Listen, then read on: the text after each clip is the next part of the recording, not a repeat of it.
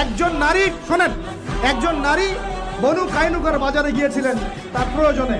ইহুদি তার শ্লীলতাহানি করেছে, তার সতর খুলে দিয়েছিল একজন ইহুদি। এটা দেখে একজন মুসলিম ভাই সেখানে থাকতে না পারে ওই ইহুদির গর্দান নামিয়ে দেয়।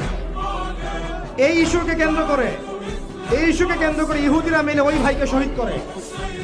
তখন ওই বাজারে ওই ভাই ছাড়া আর কেউ ছিল না, একজনই ভাই ছিল। এরপর এই মামলা আসলো নবীর দরবারে সাল্লাল্লাহু আলাইহি ওয়াসাল্লাম। এটা মদিনার ঘটনা। নবী সাল্লাল্লাহু আলাইহি ওয়াসাল্লাম ওই সাহাবীকে তো দোষারোপ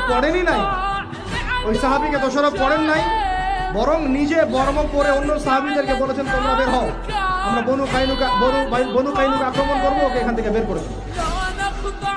একজন দিনী বোনের ইজ্জতের বদলা নেওয়ার জন্য পুরো বনু কাইনুকার ইহুদিদের সাথে যুদ্ধ হয়েছে। আর আমাদের বোনরা স্বেচ্ছায় ইজ্জত বিলি দিচ্ছ। তোমরা হচ্ছে মাটির তলে চলে যাও, তোমাদের বেঁচে থাকার চেয়ে মাটির তলে চলে যাও। তোমরা নিজেরা স্বেচ্ছায় ইজ্জতের বিসর্জন দিচ্ছ।